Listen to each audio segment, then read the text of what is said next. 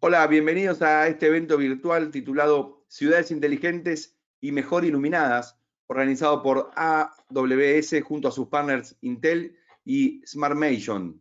Bueno, en este momento nos encontramos en un momento realmente histórico muy importante, porque convivimos con la era analógica del pasado, mientras que la tecnología, la digitalización y la virtualización de la información ya es un hecho, ¿no? Ya está entre nosotros, lo usamos a diario con el smartphone, nuestro celular, que hacemos casi todo lo que hacemos diariamente en nuestros trabajos y en nuestra vida personal. Y por eso esta es una época de profundos cambios.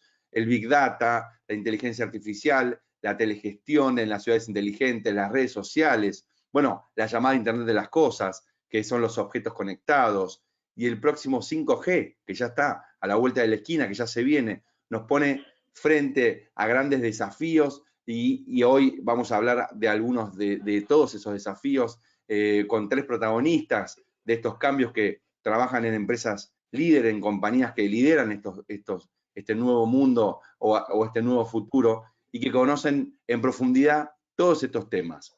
Voy a presentar a Lorena Sicker, es la gerenta regional del sector público en AWS para el Cono Sur.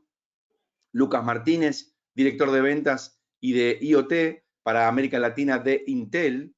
Y Pablo Servent, director ejecutivo de SmartMation, una empresa de telegestión presente con más de 1000 puntos de telegestión en Latinoamérica.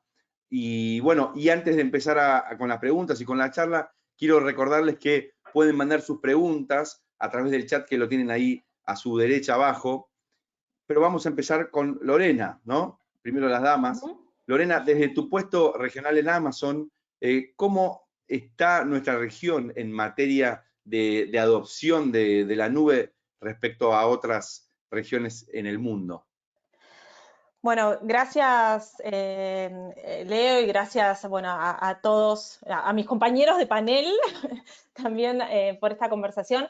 ¿Cómo estamos? A ver, creo que hicimos grandes progresos, ¿no? Seguimos progresando, hicimos grandes avances, sobre todo a partir del año pasado. Se dice por ahí, he leído por ahí que en 5 meses se avanzó lo que se hubiera avanzado en 5 años, ¿no? Todo esto, de alguna manera, liderado por una necesidad. Creo que si algo nos trajo la pandemia es poner a flor de piel cuáles eran los gaps que teníamos en materia tecnológica y cuáles eran las oportunidades, qué necesitábamos reforzar para comunicarnos de una manera diferente, para operar de una manera diferente, para seguir siendo igual de eficientes, para seguir conectados desde los gobiernos con nuestros ciudadanos, desde las instituciones educativas con los estudiantes y así en todos los niveles, en todos los tipos de organizaciones. Yo lidero desde mi rol sector público en Cono Sur. Cono Sur o sector público es todo aquello que no es una empresa 100% privada, con lo cual te imaginás que tenemos diferentes verticales o diferentes tipos de negocios o de organizaciones de segmentos, desde los gobiernos centrales o municipales hasta las universidades o hasta las organizaciones sin fines de lucro, con lo cual la verdad es que cada uno de estas verticales dentro de lo que es el sector público tiene o ha tenido un nivel de adopción diferente, ¿no? Y tiene un nivel de transformación diferente o está en diferentes niveles de madurez.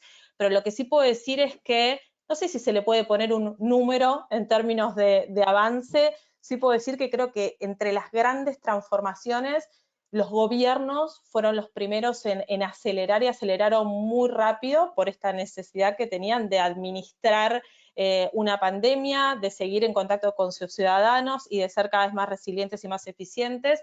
Y quizás el mundo de la educación también es uno que rápidamente tuvo que adaptarse para comunicarse de una manera diferente con sus alumnos. Así que la verdad es que grandes avances y muchos buenos casos de buenos aprendizajes. Y ahí, bueno, nombraste educación. ¿Qué otros rubros vieron un avance, sobre todo Salud. en el último año y medio? Sí. Salud.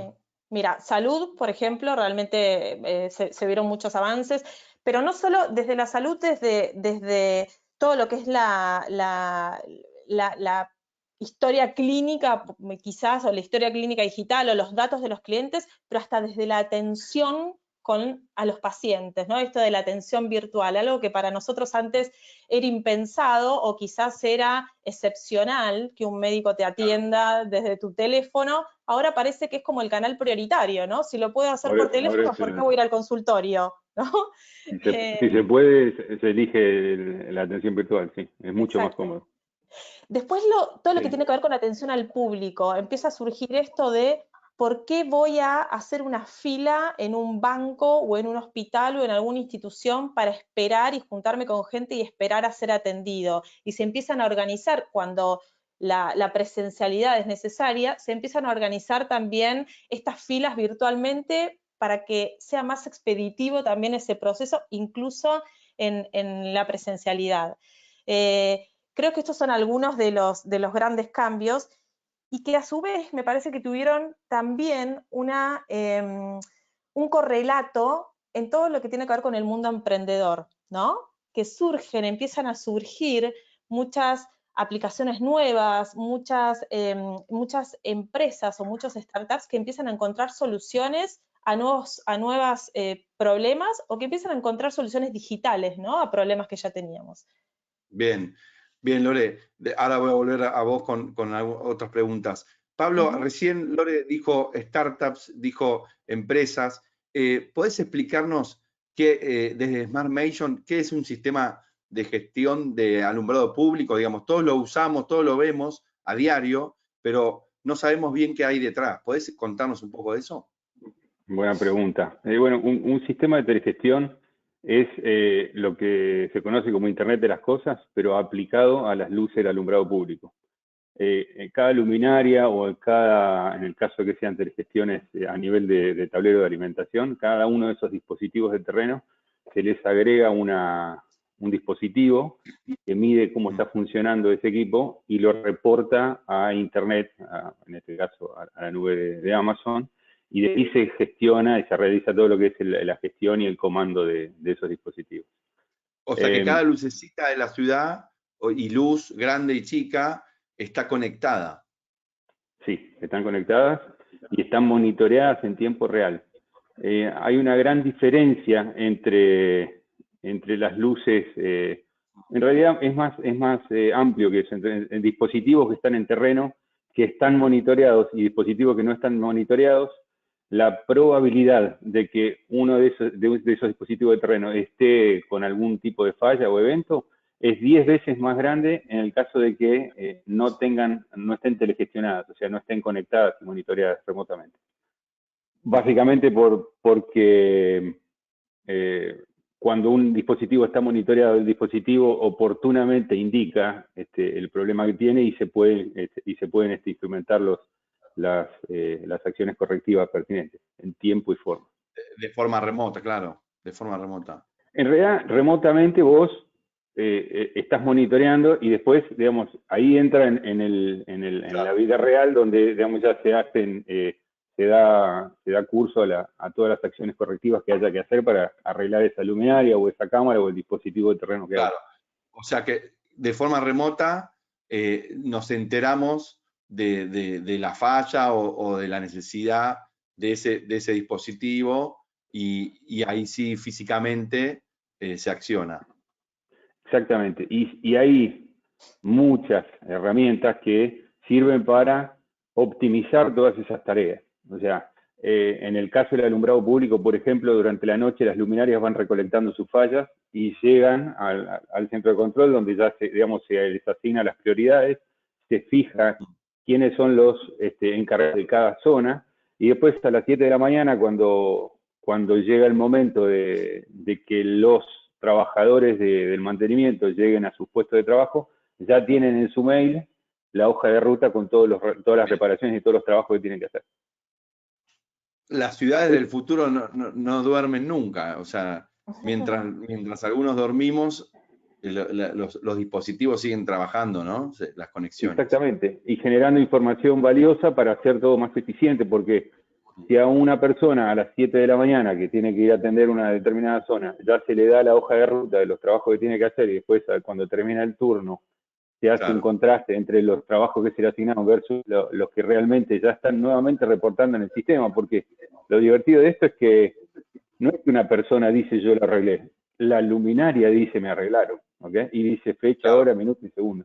Con lo cual se puede medir muy bien todo lo que es el nivel de servicio de los que están tratando el mantenimiento.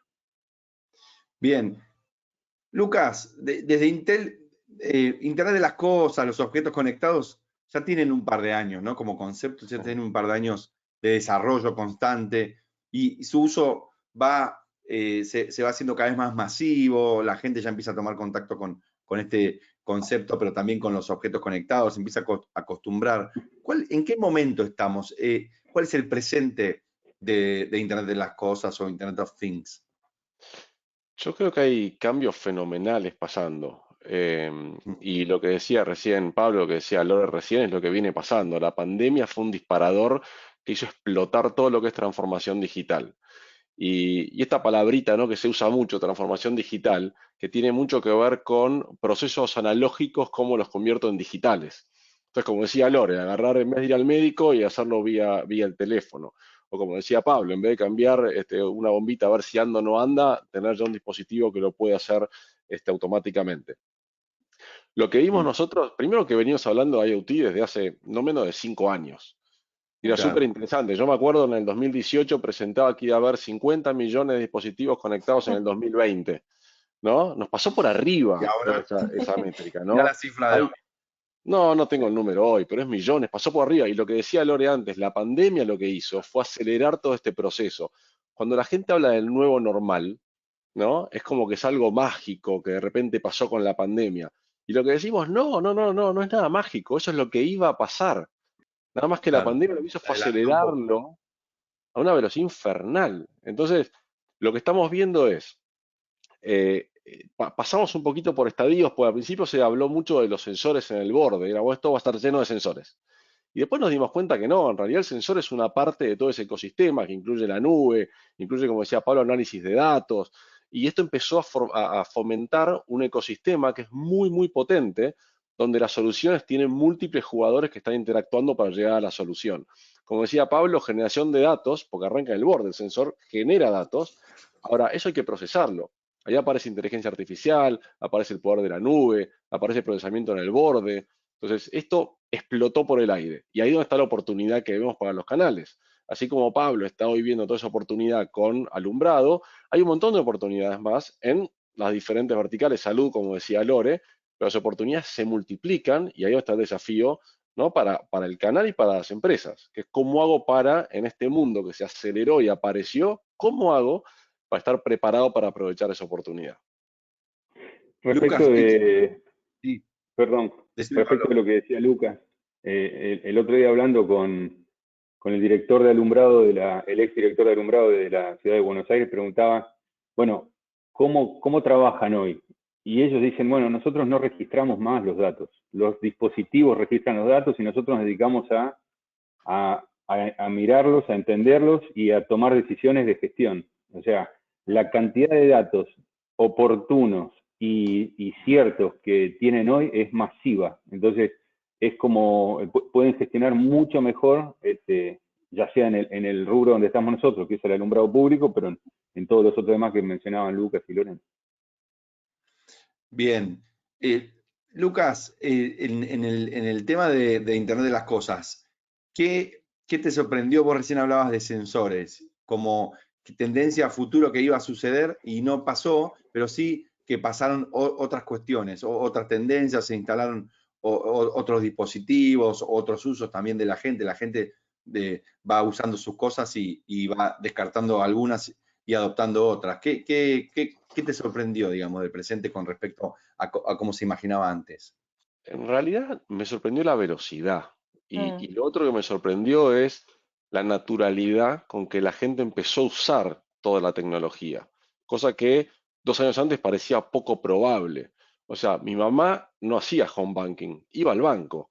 Mi mamá no compraba en Mercado Libre o en ninguna Claro, otra plataforma. Y hoy hace home banking, va por Mercado Libre para comprar y va al médico por el teléfono. Entonces, yo creo que esta es la magia, ¿no? A veces creemos que esto es un sensor en el espacio que va a ser una cosa muy loca y el secreto de esto es cuando empieza a interactuar con la vida de la gente, con la vida del claro. ciudadano, con la vida del cliente de la empresa. donde uno dice, che, con esta solución tecnológica lo que estamos haciendo es darle un beneficio a la persona, a la empresa, al ciudadano, para tener mejor calidad de vida, para tener ahorro de costos y tener una mejor experiencia. Lorena, vos desde AWS, ¿qué observás respecto a todos estos cambios?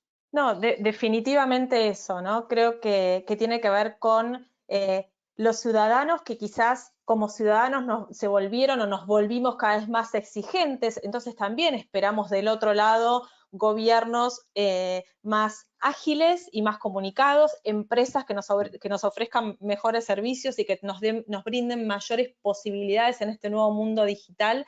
También encontramos esto de como usuarios, esta velocidad quizás, o todos estos que antes no se animaban, inclusive a probar la nube o inclusive a utilizar diferentes plataformas digitales, como naturalmente empezaron a hacerlo.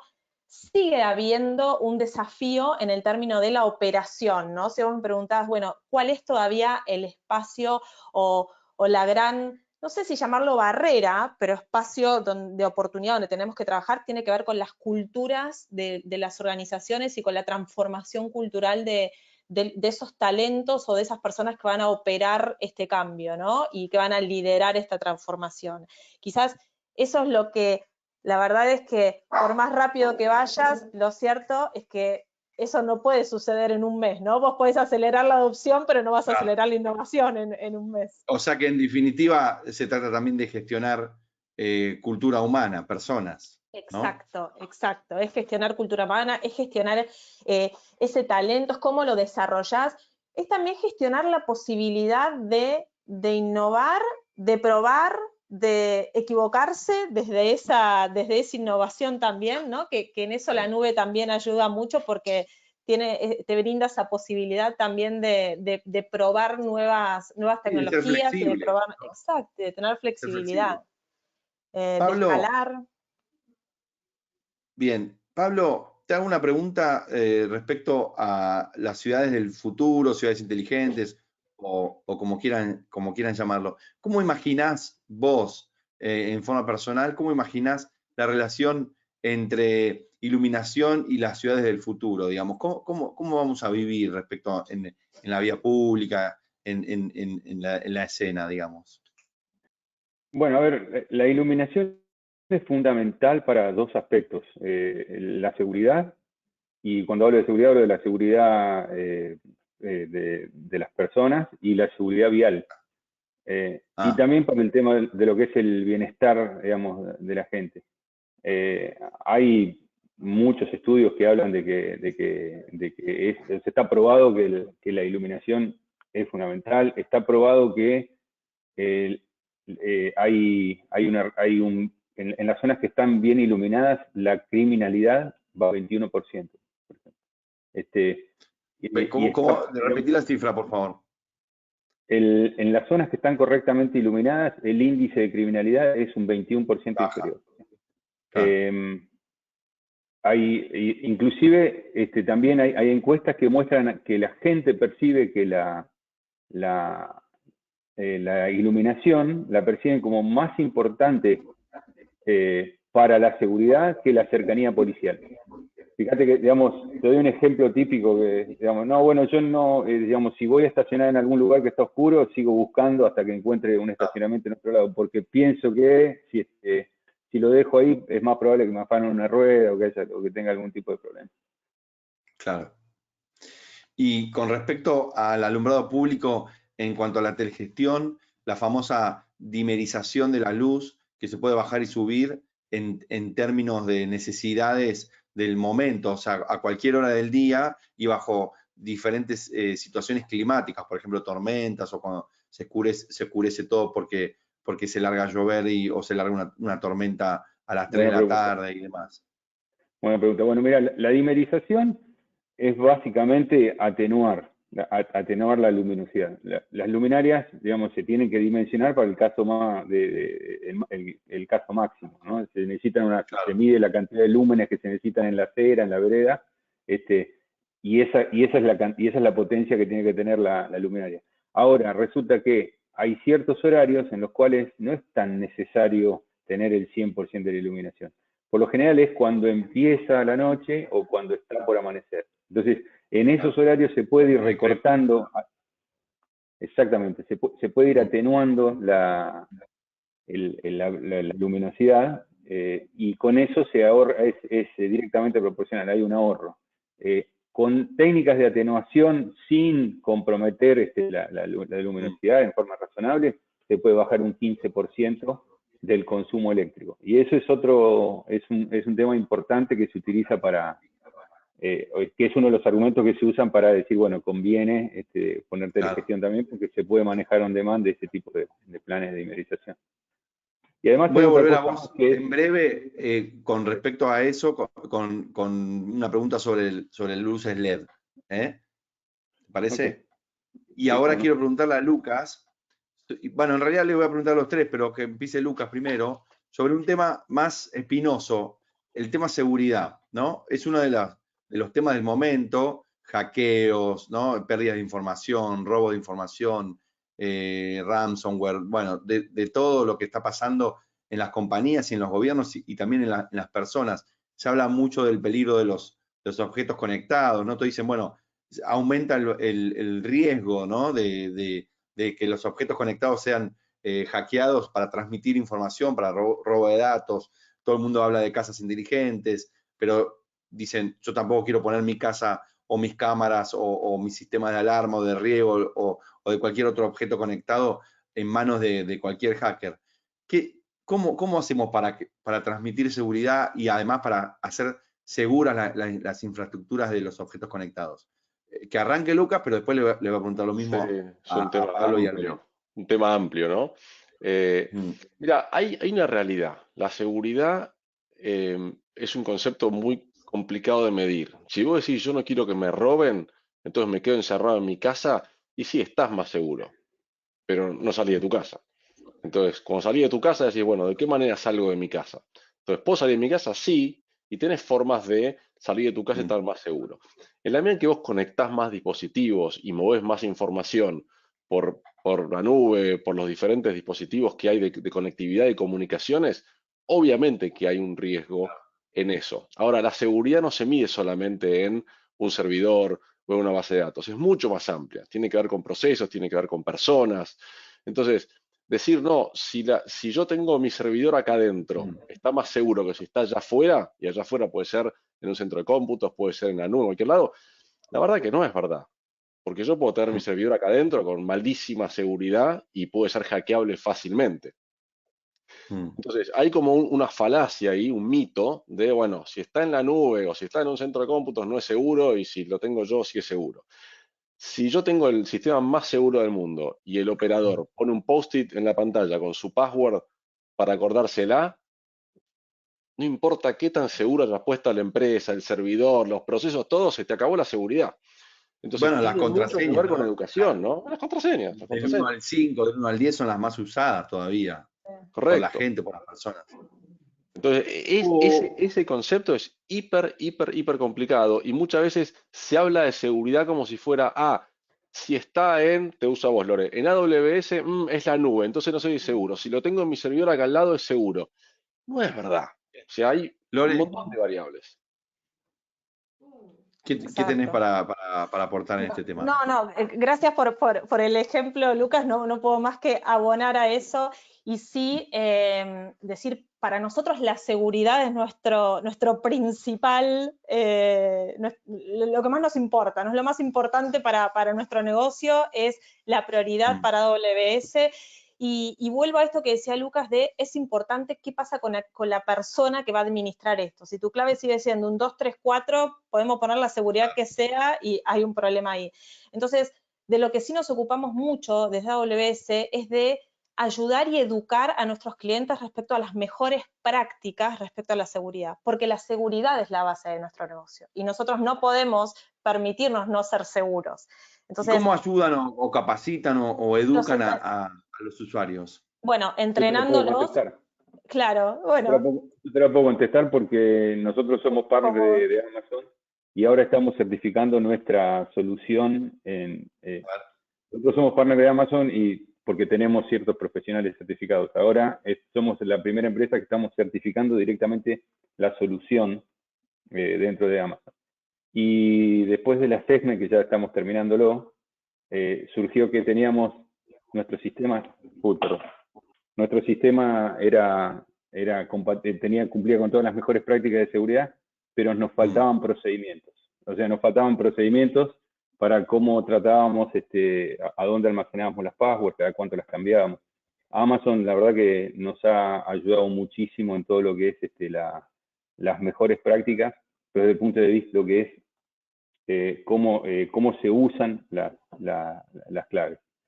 Ni que hablar O sea, con que lo es que hablaba importante también Lucas. es importante la capacitación a partners tecnológicos también, ¿no? No solamente a Totalmente. usuarios y usuarios finales y Total. demás, sino también Total, porque al a todo el final ecosistema.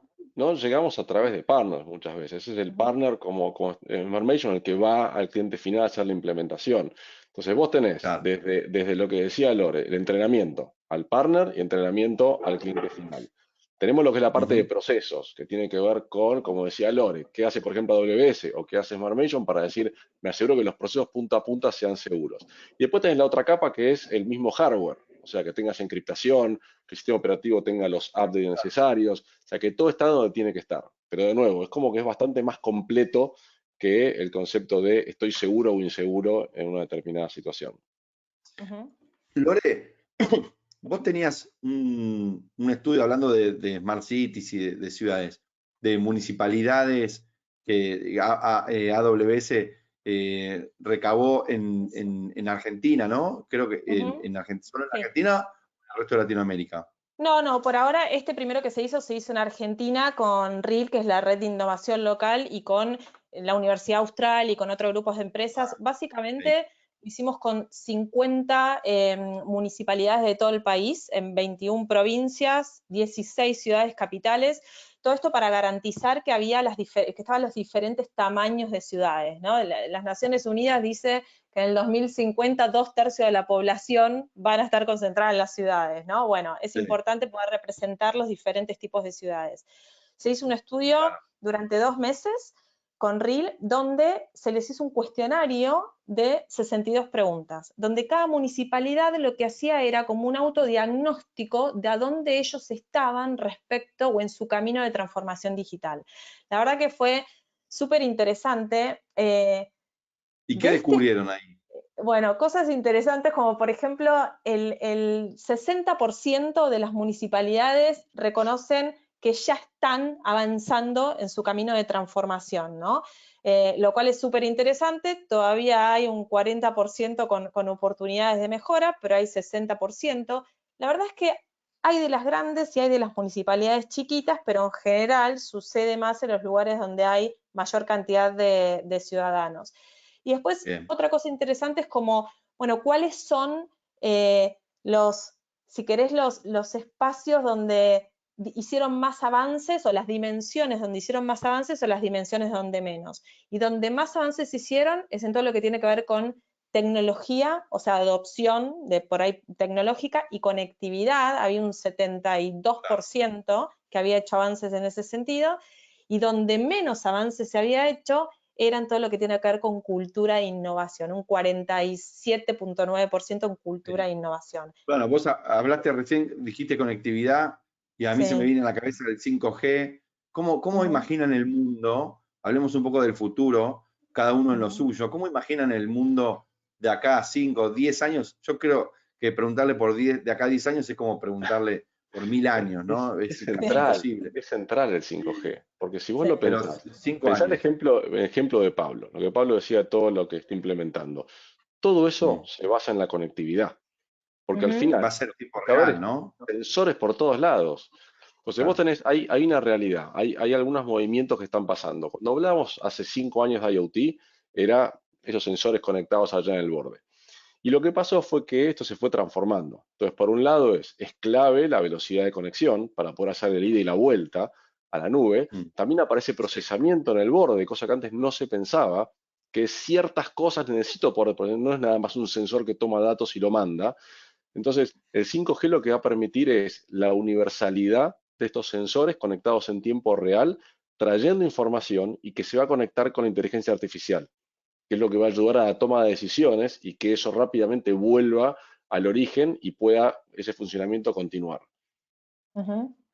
Bueno, Me estás empujando, Lucas, a meterme en un tema del futuro del trabajo y dónde vamos a estar las personas, los humanos, con respecto a las máquinas y demás. Pero antes de preguntar eso, como para empezar a ir cerrando, me gustaría que Pablo agregue primero lo que tenía para decir y segundo le quiero preguntar sobre el tema de ciudades inteligentes y cómo se las imagina él respecto al futuro, pero en términos de iluminación.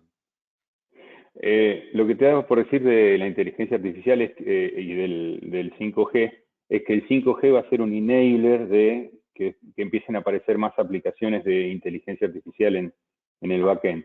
Porque, como decía Lucas, el tema de que las comunicaciones hasta ahora no tenían el ancho de banda que se necesitaba para aplicaciones del tipo de inteligencia artificial que consumen muchos datos, ahora, digamos, la solución que había hasta el momento era soluciones del tipo de las que Intel es vanguardia, que es lo que Lucas llama el procesamiento en el borde. Te voy a dar un ejemplo pavote. Vos pones una cámara que está tirando un montón de información RAW, se llama, información cruda, que esa es la información que le sirve a un motor de inteligencia artificial para poder hacer, por ejemplo, un LPR, un License Plate Recognition. Eso, ¿qué es lo que hacían? Obligaba a que todos tuvieran que procesar en el borde, poner computadoras en el Edge que procesaran el OCR. Eso en términos de procesamiento era bastante incómodo porque tenías que ir a poner máquinas sofisticadas en terreno. Ahora con el advenimiento de 5G eso va a cambiar porque realmente va a haber ancho de banda para consumir. Es decir, bueno, vos pones directamente la cámara conectada por 5G y que se procese, en vez de tener que procesar en el borde, lo procesas directamente en el borde. Exactamente. Claro. Ujú. Esa es la gran ventaja que trae el 5G, que es ubicuo y de alta y de gran ancho de banda, con lo cual se van a aparecer más casos de uso. Lore, ¿qué se necesita para que la adopción en la nube sea mayor, digamos, ¿no? Comparado a otros países o a otras regiones del mundo. A ver, lo primero que se necesita es gente que la gestione, ¿no? Que la pueda gestionar, que la entienda y que tenga esa capacidad. Vos hablabas recién de, bueno, los trabajos del presente, ya ni siquiera del futuro. Digo, la verdad es que los trabajos van cambiando y tiene que ver con eso, ¿no? Con personas que estén más enfocadas en innovar sobre algo que está resuelto, porque hay una infraestructura que ya está resuelta y ya hay una parte que no tenés que estar pensándola, inclusive hasta en temas de sizing, de escalabilidad o lo que fuere. O sea, la nube de alguna manera viene como y con el 5G vienen como a democratizar el acceso a este tipo de tecnología. Entonces, se necesitan personas con la capacidad de desarrollar y pensar en nuevas soluciones, ¿no? Nuevas soluciones enfocadas en lo que pasa hoy y en este cambio, en el cambio constante. Creo que en términos de lo que es sector público también se necesitan gobiernos que abonen a esta transformación, ¿no? Gobiernos que realmente sean como los drivers de esta transformación, porque si vos trabajás con todo el ecosistema emprendedor o de empresas o la academia y demás en general ese talento, pero resulta que no tenés, no sé, los mecanismos de los gobiernos para adquisición de nube, o no tenés lo que se necesita en términos de conectividad o de infraestructura. Digo, la verdad es que no es algo que pueda, creo que es un cambio que es una transformación que se tiene que dar en todos los segmentos en simultáneo, ¿no? Donde cada uno de nosotros tiene un rol y cuanto más alineados estemos en esta necesidad de transformación, creo que más rápido va a suceder y más eficiente va a ser también y más oportunidades se van a generar para las empresas, para los ciudadanos y demás. Sí, ahí hay que alinear el sector privado con el sector público para que sea el motor que traccione este cambio, esta capacitación y también que impulse, digamos, a todo el nuevo talento que se va generando a participar en el sector público, que muchas veces es más difícil, ¿no? El sector público queda atrasado en términos de capacitación y demás. Lucas, ¿cómo ves esto vos respecto al futuro del trabajo, Sí. educación y demás? Bueno, es clave Claramente a medida que va evolucionando el mundo, también tienen que evolucionar las personas. Si no, no hay forma. No hay forma ni de aprovechar las oportunidades, ni de que haya un trabajo sustentable para esas personas. Con lo cual, como decía Lore, el gobierno es clave en este rol. Creo que en la región ha habido mucho esfuerzo de los gobiernos en disminuir la brecha digital. Esto es algo que todas las empresas de tecnología estamos trabajando con los gobiernos para ayudar, como decías vos, a conexión público-privada, porque es súper relevante. ¿Y Es este súper esfuerzo es relevante. parejo o se debe a más que estrategias, a iniciativas, digamos, casi personales de ministros o administraciones o incluso gobiernos, pero no es tan parejo a nivel global o regional? No, yo lo he visto distribuido por toda la región. Tenemos ejemplos en prácticamente todos los países de diferentes iniciativas, y en ese sentido creo que hay una preocupación real de todos los gobiernos de cómo disminuir esa brecha digital, cómo proveer más trabajadores para el área de tecnología y hacer que la gente pueda llegar a ese lugar. Dentro de las empresas después tenemos todos modelos de capacitación para ayudar a la formación y todo, pero necesitas una base que venga desde el Claro. colegio, que un chico no tenga miedo a la tecnología, que entienda para dónde viene, es clave. Y de nuevo, ahí creo que estamos Y todos capacitadores, ¿no? hermanados. También. Y Sí, total, capacitadores, sí. total. La otra vez yo hablaba con una persona de gobierno de una provincia y él me decía, yo tengo fondos para capacitar a miles de chicos, pero no tengo profesores para Claro. capacitarlos en Big Data, en inteligencia artificial, porque no podés elegir a 5 clases o 5 colegios y el resto no, digamos, ¿no? Desde un gobierno. Entonces, Sí, también falta... claramente es un desafío y lo entendemos todos, el sector público y el sector privado. Y sabemos que es un esfuerzo que hay que hacer y que es clave para que se desarrolle la sociedad para ese mundo que estamos viendo cada vez más fuerte, ¿no? Sí, y si me permitís agregar algo, de nuevo volvemos a esto de liderar el cambio cultural, ¿no? Liderar el cambio cultural que tiene que ver con, bueno, estas personas y esta persona con la que vos hablaste de un gobierno provincial, tiene que ser una persona que está convencida de esta necesidad y convencida del aporte de esta transformación y convencida del impacto que va a generar en su organización, en la Sí. gestión y en los ciudadanos, ¿no? Mm. Si esto no sucede, quizás la transformación es más lenta. Por ahí la diferencia, cuando preguntas, ¿esto pasó? Sí, la verdad que creo que pasó en el mundo entero, esto nos atravesó a Sí, nos todos, pasó todo. Sí. nos pasó a todos, pero sí creo que quizás los países o los gobiernos que ya habían iniciado o que estaban más convencidos de ese camino son los que avanzaron más rápidamente, ¿no? Claro. Pero es una Sí, cuestión sí, de estaba más velocidad. preparado también, ¿no? Estaban más preparados. Pablo, para cerrar, ¿cómo ves este tema y qué se puede, digamos, hacer desde el sector privado? Bueno, a ver, en lo que es lo que nombraba recién Lorena, hay la infraestructura que pone a disposición y que democratizó Amazon para todo el ecosistema emprendedor es genial. Una empresa como la nuestra, digamos, que en realidad bootstrapea soluciones y va haciendo camino al andar porque no conseguimos financiamiento externo, el poder acceder a tecnología con el estado del arte directamente y pagar por uso, eso es un Claro. cambio fundamental. De otra manera, tendríamos que haber tenido unas inversiones enormes con la incertidumbre de si va a andar o no. Con lo cual, te diría que el caso de Amazon para nosotros fue fundamental porque nos permitió, fue una de las cosas que nos permitió poder llegar y competir. Y ahí, digamos, tuvimos suerte, hicimos las cosas bien, juntamos las piezas y pudimos competir con empresas mucho más grandes que nosotros. Cuando nosotros empezamos en el 2017, un competidor nuestro, Philips, tenía el 100% del mercado. Hoy por hoy, nosotros tenemos el 48% del mercado, luego de 4 años. Hemos ganado, diría, todas las licitaciones que se hicieron dentro de lo que es la gestión de alumbrado público, y en el caso en Argentina ya tenemos el 48%, y en el caso de Latinoamérica ya estamos en el 11% de todo el mercado. Bien. Queda Se mucho calcula que más... por delante. ¿Cómo? Sí, queda mucho, porque se calcula que más o menos hay una luminaria cada 10 personas. ¿Okay? En Latinoamérica te da 65 millones de luminarias, en Argentina son 5 millones. de las cuales aproximadamente el 30% migró a LED y menos del 2% está intergestionado, con lo cual está todo por hacerse. Bien. Bueno, quiero agradecerle a los tres por, valga la redundancia, iluminarnos a todos los que nos están escuchando el presente, pero también dejar ver un poquito el futuro de lo que se viene, ¿no? Un futuro conectado, un futuro de sensores, de cloud, de nube, obviamente, de smart cities, ¿no? Un futuro más inteligente.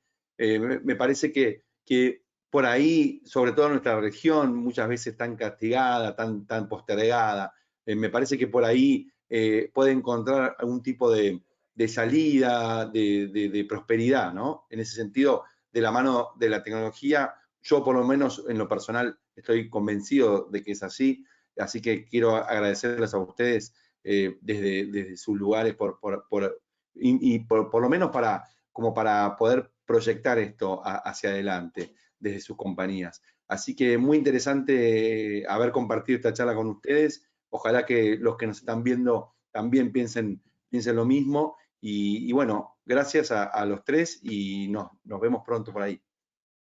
Gracias. Gracias, Nico. Un placer. Un gusto. Gracias. Chao.